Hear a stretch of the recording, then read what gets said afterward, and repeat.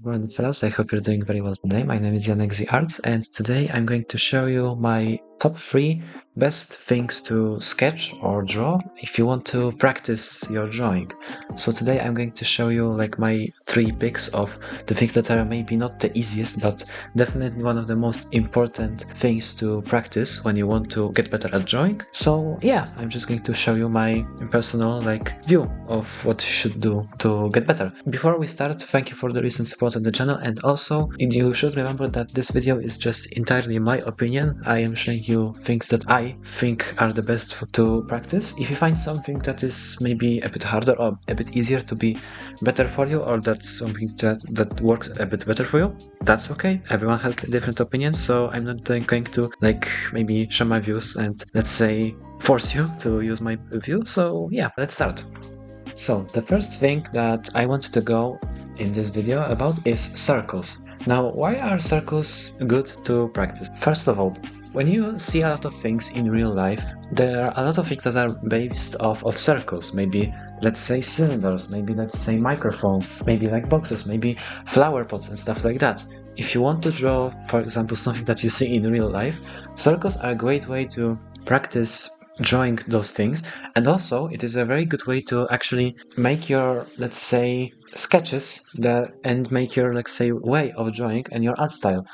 Because maybe, let's say, you draw a circle, let's say, like this, but someone could draw it like this, and those two are like very different things. So I would say that circles are a very good way to actually practice your, let's say, line of and way of drawing. So let's actually go on how do you actually practice drawing circles. So like I said, one way to do it is, let's say you look at something that is, let's say, directly in front of you that is based off a circle. Let's say maybe, I don't know, right in front of you right now is like a little flower pot. So I'm going to draw that. So first of all, I'm going to place it like this because it just kind of curves right here. And now let's divide it into 3 main parts, which is going to be this one, the bottom of it, this one, the first, let's say, bigger circle that the flower pot, let's say, a bit thickens a bit, and this one, which is going to be the end. And now let's, first of all, on the bottom one, let's mark the thickness of our little circle right here. And now let's just try to follow our guidelines like so. Okay, and that looks nice. So, and now let's do the 2 other ones. So now, as you can see, the bottom circle is this thick, but the top circle is going to be a little bit narrow, and that is because perspective works in real life as well. So we're just going to narrow this circle a little bit, and this is going to be a bit bigger also and wider, since this is just on the top of it. The actual flower pot is like curving up, so it's going to be a bit bigger. And now we have the second inner circle, and let's do the last one, which I'm just going to make the same thickness, because even though it's going up, it's not that much of a difference. So I'm going to finish that off like this. Okay, and since now we have 3 of those circles, we can now connect the main lines. Okay, and we can also trace our circles that are visible to our eye.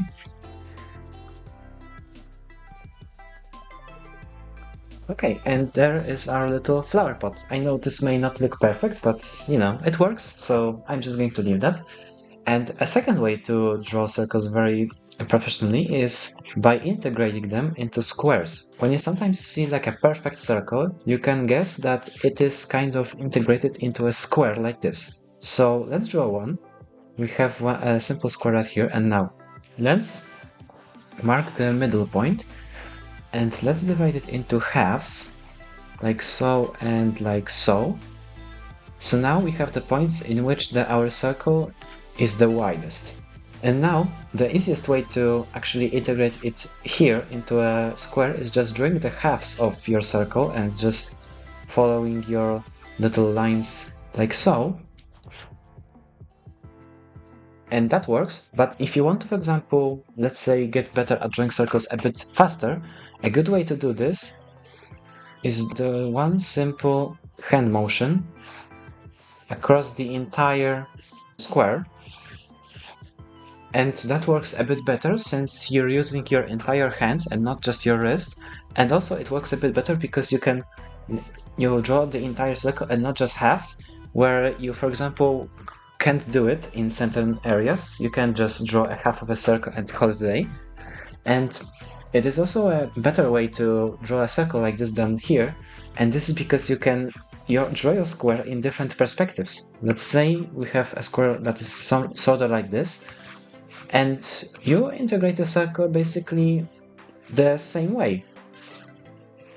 You just have a square and you draw a simple circle here. So now we have a circle that is integrated into our square.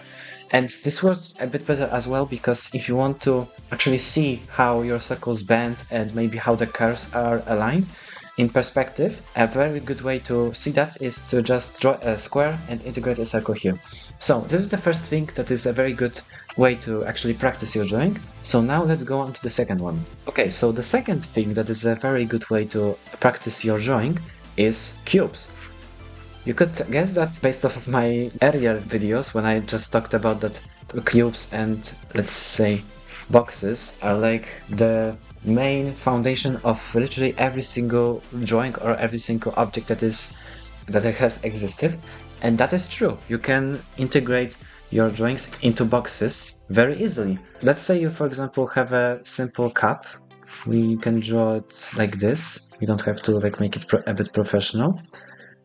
Like so, we have a simple cup right here. And now you can divide your, let's say, planes into squares, and then you draw a cube. So you can see that even though it doesn't really look like it, our cup is integrated into a square. And this goes for literally everything that we see in real life. It is true for, let's say, keyboards. It is true, again, for microphones, for lamps and stuff like that. And drawing squares is also a good way to practice, since it develops your, let's say, vision of drawing straight lines very easily, and also drawing quick strokes that look a bit better than when you, for example, press hard on paper and just glide. This looks a bit better because since you're doing sketches, you want your guidelines to be a bit transparent so that when you draw the details, you don't have that much overlapping on your, let's say, workspace. So I would say that squares are a very good way to practice drawing as well, but cubes are much better to use. When you want your drawing to look a bit better, you just can practice drawing squares because it develops your straight lines and quick strokes.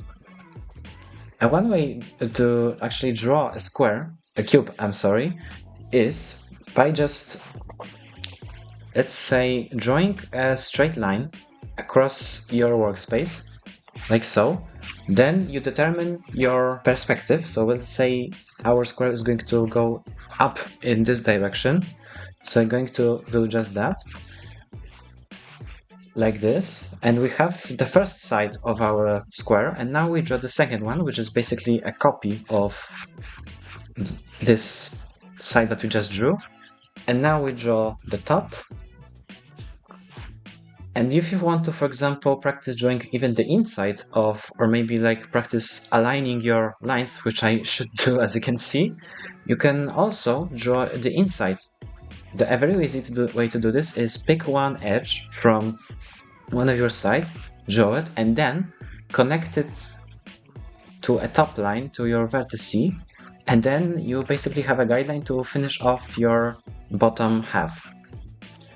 So this is one way to draw a circle, and I feel like it is the best one because it's kind of easy, and you don't have to worry about maybe, let's say, aligning everything with your lines and aligning your, let's say, sides with your vertices, because you're just practicing, and practicing doesn't mean perfect. So yeah, this is the second thing that is a very good way to actually practice your drawings. So now that we have the second thing done, let's go on to the last. And now this may sound a little bit weird, but honestly, a very good way to practice sketching and drawing is drawing buildings and architecture. I know this sounds a bit strange, but hear me out.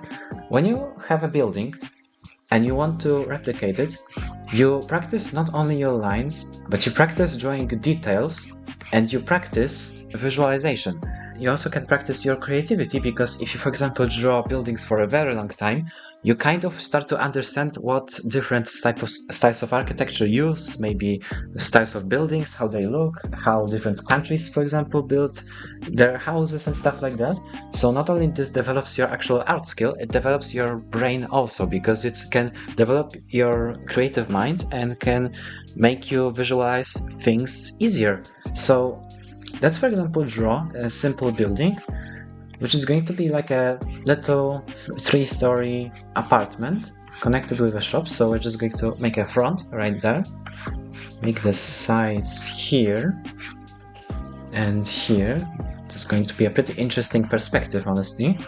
I'm going to finish it off right there. Okay, so we now have a basic foundation of our building. Let's draw the roof.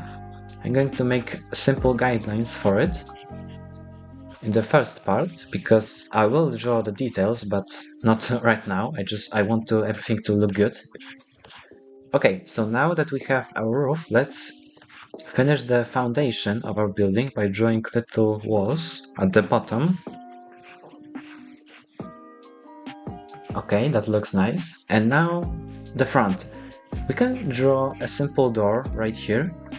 And now there's so much ways to draw a door. Like you have different styles, different types of doors and stuff like that. But I'm just going to make a simple one with a little window right here. Okay. And maybe we can feel a bit creative and give it like a little arch around this door.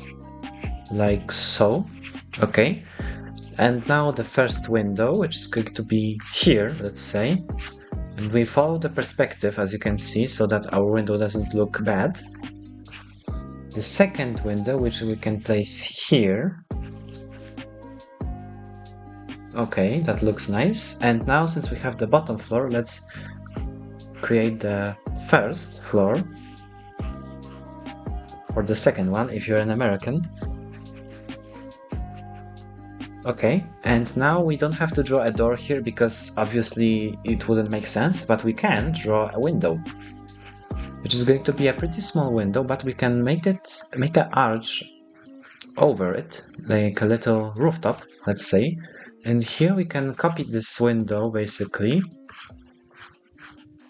We can make it here and here. Okay, and here we just basically do the same thing, but let's, for example, here let's put only one window so that it looks like our building has rooms that don't really have windows at all. Okay, and here instead of building a little rooftop over it, we can make either a simple balcony, which is going to be here and just integrate it with a little fence, or we can create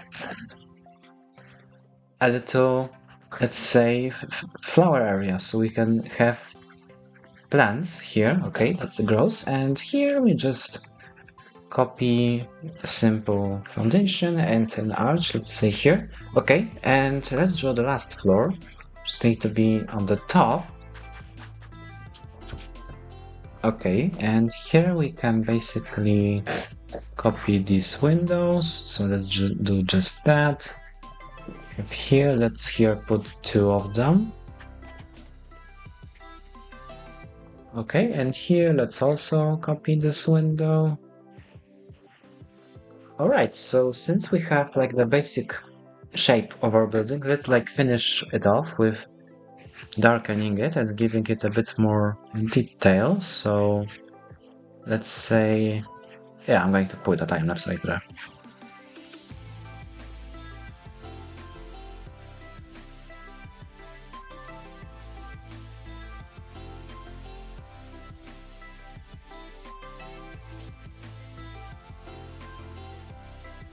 since we have like a simple little building, a bit detailed up, I'm going to show you a way that you can actually improve your drawings of buildings and giving them a bit more character, and that is graffiti. And the way I draw graffiti is just basically grabbing a word that I want to draw. Let's say I want to draw just simply graffiti on this wall. And the way to do this is just basically taking your letters, let's say G, and just scribbling them in a very, let's say, bad handwriting. So let's just do this, and we have R, so let's do something like that. A, so we do this. F and double F, so we do this and this. I, which is going to be something like this. T and I again. And now, as you can see, you can't really read that, but it actually looks like something that you would see on a building. So I'm going to copy this here.